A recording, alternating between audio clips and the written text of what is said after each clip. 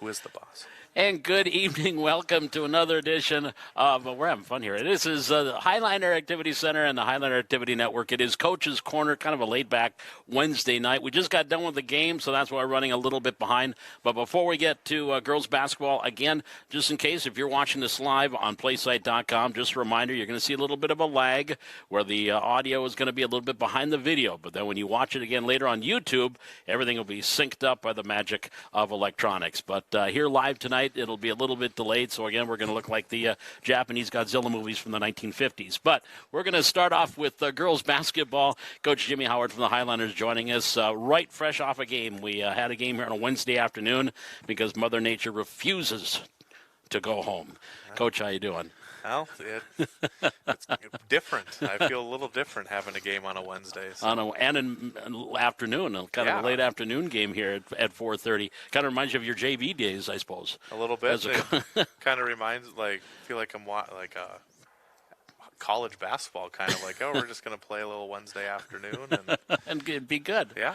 But let us, before we get to a game here this evening or this afternoon against West Fargo Cheyenne last Thursday, Grand Forks Central, you hit the road, came up with a 68-59 victory against Knights or something along those lines. Yeah, 13, I think. A 13-point win, but a victory on the road against the Knights. Is that one of those games that you guys, from the opening tap to the closing horn, you guys had control? Yeah, we came out right away and kind of set the tone on how we wanted to play. Took care of the ball, caused some turnovers. We were efficient on offense early, and kind of got ourselves a big lead. There were a few times where we let them close it down. But basketball is a game of runs. Like, they're going to score. But I would, how do you stop those runs? And maybe it took us a little bit longer than we'd like, but we were able to stop them and then build a lead again. So. Yeah, we were in control. A lot of fouls called up there. I think we shot 44 free throws. I think 6 kids fouled out, 4 from their team. I think 4 from their team and 2 from ours. It was Thursday night up in Grand Forks. That's all all needs to be said. You look at the way your offense has been playing here as of late, just in the month of February and recently. We talked about the 86 points against South. You had 75 against Wapaton in a loss, but scored 75. 68, 69 here the other night. Is this offense really starting to put things together and figure it out? Yeah, when we're taking care of the ball, we move it quickly and really start playing. And even tonight, I know we didn't get into the 60s, but we had some really efficient offensive possessions. They're really starting to, at times, figure out how to play off each other. Tessa Olson's gotten really aggressive attacking the rim, which has been a huge help. Drew Potrats has been able to attack the rim as well, which we weren't doing early in the season, so we weren't getting those drives. We've shot the 3 pretty well. I know down at Wapaton, I think we shot 40% from 3, and that was a big, that really helped us down there. Our posts are playing well. Carly had a fantastic game tonight. She had a really good game up against Grand Forks Central. She's really kind of coming into her own, and that's just helping us, Brooke has been an established post in this league, and then when we bring her out, we bring Carly in, and she's playing at the same level or at times, sometimes higher right now. I mean, Carly's kind of in a groove right now that it's hard not to put her on the court. And Brooke had a little bit of a down night tonight because she was going up against some good post players in Sanders and Metcalf for the Mustangs. But it's nice when, if Brooke has an off night, you've got Carly to come in, and you mentioned Tessa picking up some of the slack. Yeah, and that's really what we've looked for all season is kids to step up. And, you hate that it happens towards the end of the season where they start to figure things out, and Tessa's really started to figure out driving to the hoop and when to take some of those drives. Yeah. Early in the season, sometimes we were driving when we shouldn't be. We were shooting contested shots because we didn't want to be aggressive. And so she's really starting to figure it out. And I think both Tessa and Drew, when it really started to click was our game at Cheyenne when they were able to attack the hoop. And then Carly's been on a little bit of a roller coaster early in the season. We had some really high games. We had some games where she was, not as productive, but she's really settled in the last few games. She's playing really, really good. We got her to attack to the right a little bit tonight, but she's good at attacking. She's got her left-handed hook when she's got that going. Yeah. She's pretty tough to stop. Well, you mentioned earlier, and we talked about it last week about those runs, giving up those runs. Sometimes it happens to you in the middle of a game, but tonight it happened at the end because at one time it was 45-43. We playing well right in this one, and then all of a sudden this Brenna Dick comes off the bench and knocks on like 6,000 threes. That's what it felt like. It felt like, but I mean, it happened here at the end of the game. So really, 77-55 the final, but to me it was a little bit closer than that. Yeah, we gotta figure out how not to have the same things happen that continuously happen. Where I think tonight, a couple threes were hit, and I think we panicked, like, oh my goodness, and then we stopped executing on offense. Maybe some kids got a little bit tired. They had to play more minutes than they were ready for. 5 days off. Yeah. We did a good job of holding their 3-point shooting at bay for most of the game, but once they started getting some open ones, they're a really good shooting team, and when you don't execute and you're making some of those mistakes that have kind of plagued us all season, and that's what kind of reared its head tonight. So trying to fix those before Saturday. And you didn't get a chance to practice. You haven't practiced because of the weather and no school. You really had a good, solid practice to get ready for the game. Yeah, and I know they were in the kind of the same boat, but I do believe they played on Saturday, where our last time we played was Thursday. And so, even if we'd have been able to have practice, I couldn't get home to have it. So, it's just, it is what it is. I call it, what's new this year. Yeah. Reschedules. Now we're playing on a Wednesday. No practice. Can't get home. We just got to roll with the punches and come out and do our best. And I thought the girls really played hard tonight, and they executed well. And they're the number 2 team in the EDC, and I think they're in the top. I know they're in the top 5 in state, and we showed we could play with them for, 28 minutes, and those last 8. Yeah. That's where we struggled, and so we're going to look at ways that we can fix that and put the full 36 together. Tomorrow night, again. Now, Thursday night, West Fargo comes to town, senior night. You're going to be having your seniors. That was supposed to be with this game last night, but again, things have changed because of the weather, so it'll be tomorrow night, 5:30 for the girls, and I think after the JV game, we'll have our senior recognition. You know that you got the playing game Saturday, so how do you approach tomorrow night's game knowing you got a game right away on Saturday? We're going out there to win, but we're going to try some things that we want to use for Saturday, and see what works for us and what doesn't, and what we need to execute a little bit better. And it all, tomorrow matters. That's a game, you want to win and have that momentum going into the playoffs. But Saturday's the game that, that's when everything really matters. You win and you get to keep playing. You lose and you're done. So we're going to try some different things and see what works. I was hoping my co-host would come over, Memphis and Lennox. I was hoping they'd come over and chat on the air, but they might. They still might. The show is the day is young. Here, we're here. Yeah. Come on, Lennox, come on. Memphis, come on, buddy. There we go. Third, fourth. There we go. Got to get them all up there. Hey. Now, see, doesn't this make it all worthwhile, Coach? Despite the loss, you got this now? Yeah, keeps me busy, that's for sure. I bet it does. But the one one awesome thing about having family and kids is, maybe I wasn't happy with how the game ended, but they don't care. As soon as I walk out of the locker room, they're running to give me a hug, and it kind of keeps things into perspective. Well, we're keeping it family-oriented. We're going to have brothers later, so we're keeping the show family-oriented tonight. Final question for you, Coach. Wednesday or Saturday, we're not sure who. We know we're going to be on the road in that play-in game. Yep. But, hey, getting to the EDC is your goal every year, to get to those final 8 and get a chance to play at Schultes. No different this year. No, we were hoping to host a play-in game. Wasn't in the cards this year for us.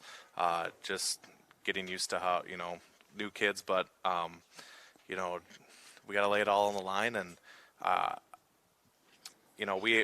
the people we're matched up against, we didn't have maybe this much success as we were hoping for this season, but at the same time, we weren't blowing out in any of those games. And so you got to have some confidence going in there. And when we get there, it's just lay it all on the line. You have nothing to hold back for. get that win, and then it's try to win 2 before you lose 2. So still the goal. We like to get there, and I think we're capable of it. We just have to execute all the way through the whole game. All right, Coach. Well, I appreciate you stopping by. And again, Thursday night, tomorrow night, West Fargo will be coming in for the final home game of the season. So come on out. It should be a great night tomorrow night. And then again, we'll have the playing game on Saturday. Coach, again, thanks for stopping by. Appreciate it. Thank you, and go Highliners. Coach Jimmy Howard from the Highliner girls basketball team will be back. We're going to talk wrestling here on Coach's Corner from the Heck, coming up on the Highliner Activity Network.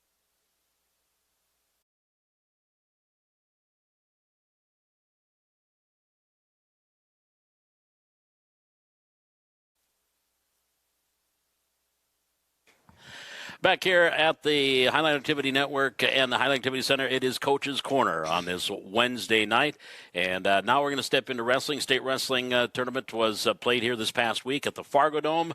And individuals on Thursday and Friday. And then the team duel came up on Saturday. And joining us now are the state champs at 106 and 120, Kolten, Grebel, Koye, Grebel. Gentlemen, congratulations and welcome. Thank you. Well, now, I was going to tell them, I got some numbers to throw out here. I did a little research here about this. Now, it's the first time, now this is the one I was told, first time ever that at Valley City that two brothers have won the same year. First time since 1980 that the Highliners have had 2 state champs in the stadium. It's been 42 years. I don't even think your parents were born yet. No. But it's been 42 years since the Highlanders have had 2 state champs in the same season. That was Mike Thompson at 138 and Dave Haas at 180. And Dave Haas was the last back-to-back champion in 79 and 80. And, of course, Koye was state champ last year at 106 and this year. So kind of a historic weekend for you guys. And I got a chance to talk to both of you during the tournament here over the holidays. And, Kolten, I'll start off with you. You said your goal, beginning of the season, win a state championship as a freshman. Mission accomplished. When you went into to Friday and you're going into those your last 2 matches, getting into the finals, just your mindset. What's going through your mind getting ready for those? Just stay calm and know that you're better than him, and you do your stuff. I know when we talked at the tournament, you were kind of giving your opponent the glance and seeing if he would look up, maybe do a little mind game. Did you try that this weekend too, or no? He didn't want to look back at me, so I couldn't really do that. Couldn't do it. Did you try it, though? I tried, yeah. Okay, that's the main thing. At least you tried it. What does it feel like when someone says, and you're standing up at the podium and you hear the announcer at the Fargo Dome and you're state champ at 106 pounds, representing Valley City? I mean, is your heart going about 150 miles an hour? Oh my gosh, so much stuff's going through your head. I mean, you're so proud of yourself, but you don't be a bad kid, and it's really crazy to be there, and it's just a dream almost, and to be there then, it's just crazy. Did you happen to say, Koye, you took second as a freshman at 106, didn't you, if memory serves? Because I'm sure you guys, all you boys, all you brothers, have got a little bit of sibling rivalry going on, don't you? Absolutely, yeah, but I didn't say that to him. 2-time state champion, say that to him. You don't say that because you get home and things will happen. That's be another thing. I wonder if your parents have invested in furniture, because it probably, you guys wrestle around in the basement, break furniture a little bit now and again. And Koye, I'm going to ask you the same question. When you're getting ready there, you've been there before in that state final, but now you're doing it at 2 weight classes above where you've been before. What is your mindset as you get ready for that championship match? I just try to. I wrestled the kid before, so I just try and go into it like any other tournament, any other match, and it's just grateful to be there. So many kids don't even get to wrestle, so I just happy to be there.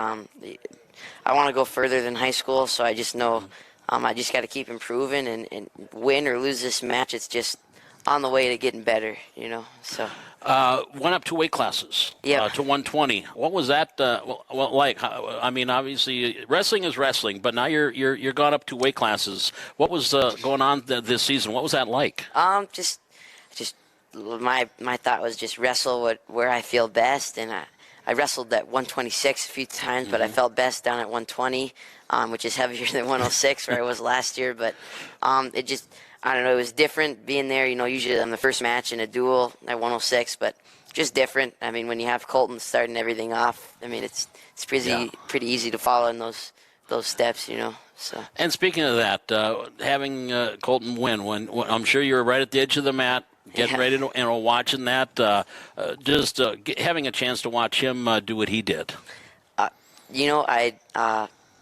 I for the most part I was pretty calm. I knew he could do it. I knew he'd win it. So I just very excited. I didn't really have a lot of emotions yet because I didn't want to get too crazy because I had to wrestle still. So, but it was just so awesome.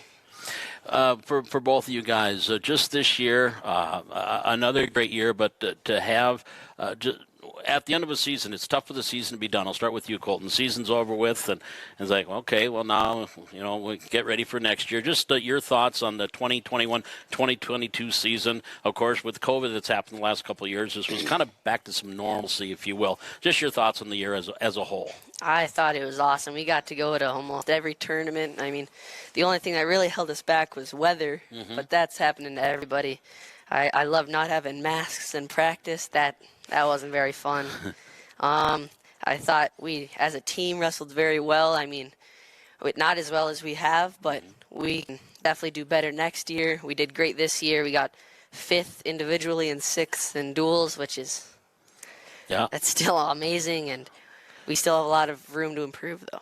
2 seniors, so a lot of guys are going to be coming back. And those 2 seniors, Jonah, Schultes, Devin, Thornton, and Koye, I'll ask you this, just these 2 guys and what they've maybe helped you along with over the years. Yeah, so Jonah's basically been in it for the longest time. I think he joined when he was like a 6th grader or 5th grader. He's just, man, he's a tank. He always comes, he shows up, he wrestles hard, especially these last couple of years. I mean, nobody touches him out here, his only losses are like at the state tournament. So, I mean, just having him on your lineup, knowing, man, that's a for sure pin, that's a for sure win.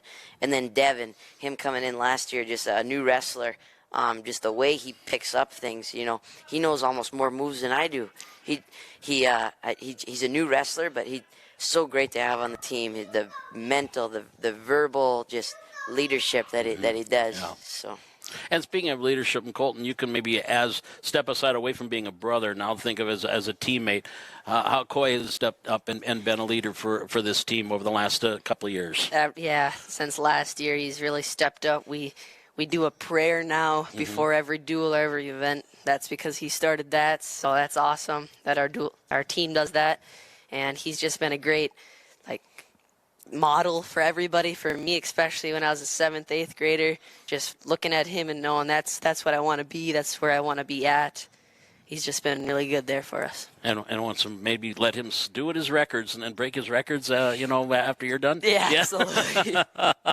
and Koye, final question for you, and I think I asked you this at the tournament. Just, is that something you really took pride in, as being that leader this year? Being there was just a couple of seniors and being a junior, just being that leader for this group?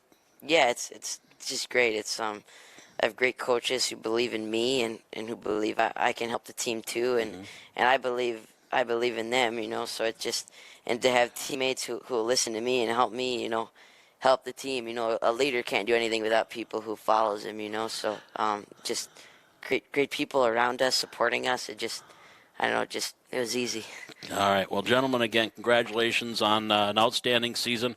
45-3 and 46-1. I'm trying to remember the records off the top of my head, but not bad. 91-4 for the Grebel boys. That's not bad for the 2 of you. But guys, again, congratulations on a great season, on the state championship, and look forward to at least 3 more for you and 1 more for you. How about that? You got it.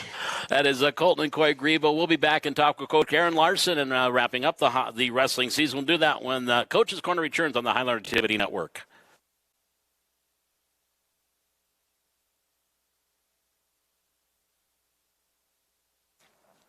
Back here on Coach's Corner here on the Highlander Activity Network. And again, we just got done talking with Kolten and Koye Grebel, the state champs at 106 and 120 for the Highlanders. Now Coach Aaron Larson joining us from the Highlanders. And I guess, Coach, we'll start off talking about those 2 young men that were just here, and a couple of state champions. What are these 2 guys, and what have they meant for you this year on this Highlander wrestling team? Very humble, modest, hardworking. Just great. They're great people, great kids, and just a lot of fun for me to be around. it's fun when you get older. You can kind of wrestle through them, and they both won state titles and made it look real easy. So that was a lot of fun. That make you look like a smart coach? I don't know about that, but it makes them look like smart kids.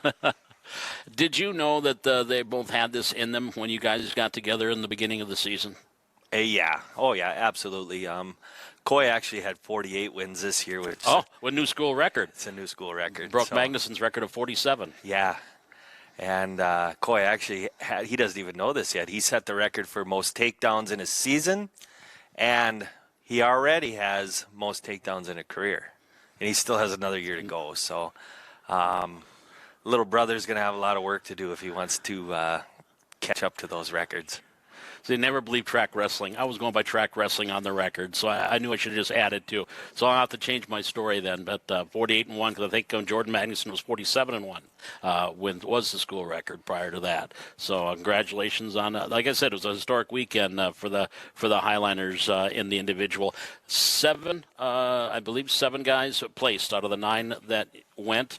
As they mentioned, 5th as a team. Were you pleased with the way the guys wrestled in the individual portion? You know, you're never completely satisfied unless all your team is getting first. So, we left some matches on the table, but then again, we had some big wins, and to come away with 7 state place winners, and 6 of those young men were underclassmen.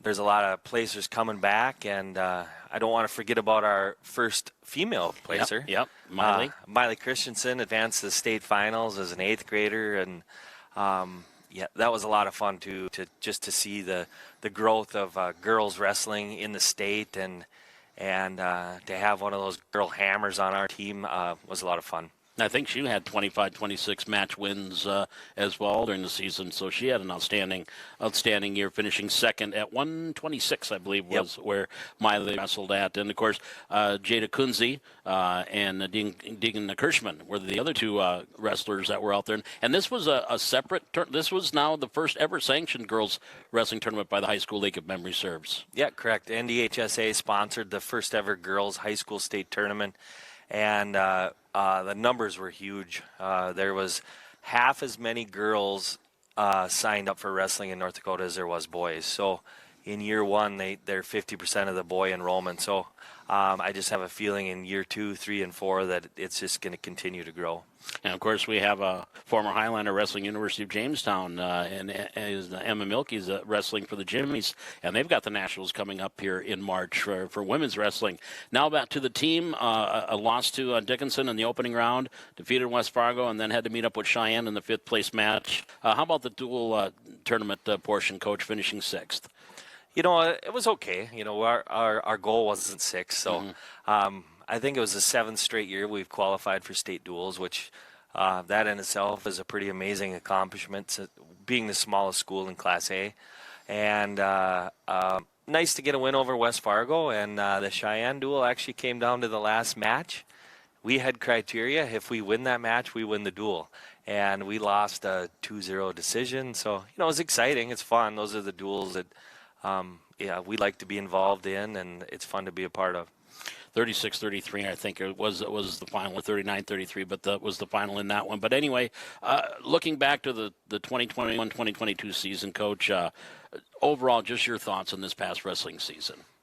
It was good. They're never perfect. We dealt with some injuries, which kind of hurt our dual team towards the end of the season. Tucker Johnson was showing a lot of improvement, and he probably would have been a state place winner, and he broke his hand, and so that was kind of hard on our dual team and during the stretch run, and hopefully we can get Tucker healthy and next year come back strong. And we got a big class of juniors led by Koye, and I've kind of always felt that their senior year is one where we really have an opportunity to make a lot of noise, and with the development of some of our younger kids like Kolten and even our 7th grader Tyson Claybo, and we have a lot of potential to have a great team next year.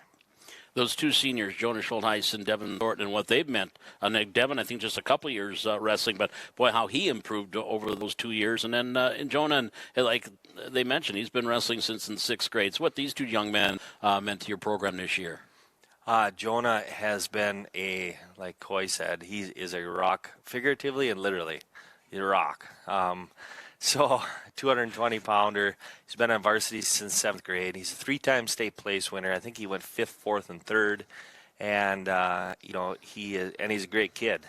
Straight A student, extremely hard worker, and, he just does everything right in his life. And I'm just glad that he was a wrestler. And Devin Thornton came out for wrestling as a junior and got better. We just didn't have enough time. Great kid. I'm glad that he tried to give this sport, that he gave wrestling a chance. And it takes a lot of courage for somebody that's not in wrestling to join your junior year. And, wrestling is just you by yourself and to step out to the center of that mat. So I give Devin a lot of credit for he's doing something that most kids aren't willing to do.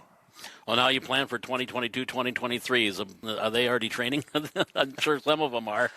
Koye probably is. I'm guessing Kolten not. You guys can take a couple of days off. I'll let you take a couple of days off. Well, Coach, again, a great year, as always. I think, finishing 5th in the individual. Do you like where this team finished individually? Finishing 5th, I think only Cheyenne might have been a higher placing team as far as the East, and you missed that by 1 point behind the Mustangs. So were you just overall pleased with the individual portion of the state tournament? Yeah, we did. Like I said, we did okay. Yeah. Nothing earth-shattering, but our goals are pretty high. So we have kids that are getting 4th place at the state tournament, and it's a pretty amazing accomplishment. And they're not satisfied, and part of me likes that because our goals and their goals are higher than that, and we expect that. And so 7 state place winners. That was a school record here for a long time. Until a couple years ago, we had 9. So 7 place winners, 6 of them are underclassmen. We got a lot of potential moving into next year. And, we'll be ready to roll. All right. Well, Coach, I do appreciate it. Congratulations on a great year, and look forward to seeing what happens in 2022, 2023. All right. Thank you. You bet. Coach Aaron Larson from the Highlander Wrestlers will be back and wrap things up here on Coach's Corner on the Highlander Activities Network. Bob McDonald back with you here on the Highlander Activity Network and our Coach's Corner. And again, we were talking earlier about this lag. Again, if you're watching this live on playsite.com on the Highlander Activity Network, audio is going to be a little bit behind the video, but then when you watch it on YouTube a little bit later on, everything will be in sync. It'll be synchronized, and you'll be able to watch it. But again, you might notice a little bit of a lag right now. Do not adjust your device. That is a technical issue. But again, when you see it on YouTube, everything will be back up and running. Well, as we usually do, wrapping up the show here, we look out at what else is coming up here on the Highlander Activity Network. Again, it's going to be a full day tomorrow of basketball, and you're not going to want to miss this. We've got junior varsity boys at 4:15, junior varsity girls at 5:30, then varsity boys at 7:30 as West Fargo will be in town. Final home games of the season. And it'll be senior night. Also, the wrestlers are going to be introduced. The cheerleaders will be introduced. The senior cheerleaders as well. So a senior night, a big senior night for boys and girls basketball coming up tomorrow night. And we'll have all 3 games. And coming up at halftime of the boys game, you're going to want to see this. It is our district championship Special Olympics team are going to be playing at halftime. So come on out, cheer on the Highlanders and the Highlanders Special Olympics team. Again, they're going to be playing at halftime of the boys game, and they were district champs, winning their games here a couple of weekends ago in Jamestown, and so they are going to be honored and get a chance to play for you tomorrow night. So come on out. It's going to be a great night here at the Highlander Activity Center, a full night of basketball, so come on out. And again, it all starts at 4:15 with the junior varsity boys against West Fargo. Also a shout-out and congratulations, Abby Thornton for Valley City. She was EDC champion in gymnastics. And as a team, again, the Highlanders crowned EDC champions as the EDC championship held in Wahpeton last weekend. So, again, congratulations to Abby Thornton. I believe she was number one in the all-around. And just another fantastic season for the gymnast. And next week, they're going to be in Dickinson. Actually, this weekend, they're going to be in Dickinson at the state gymnastics meet. And we'll have Coach Johnny Tobler joining us next week and wrap up the gymnastics season. So, again, congratulations to Abby Thornton and the Highlanders, EDC champions again in gymnastics. And Abby Thornton was crowned the EDC champ in the all-around. Well, that's going to wrap things up for this edition of Coach's Corner. We again want to thank Jimmy Howard and family that joined us here tonight. Kolten and Koye, Grebel, Coach Aaron Larson from the Wrestlers, and thank them for joining us here tonight. And of course, the boys are on the road playing, so Coach Alex Quist is coaching as we speak, and so that is why Alex didn't join us. But we'll have more basketball next week. Of course, playing games coming up here on Saturday, and we'll have coaches back again next week, gymnastics and basketball. Again, my thanks to Jaden Johnson, our technical director and cameraman here tonight. And it is Coach's Corner. We'll be back again next week, 6 o'clock, our normal start time next week here from the Highliner Activity Center. It's Coach's Corner on the Highliner Activity Network.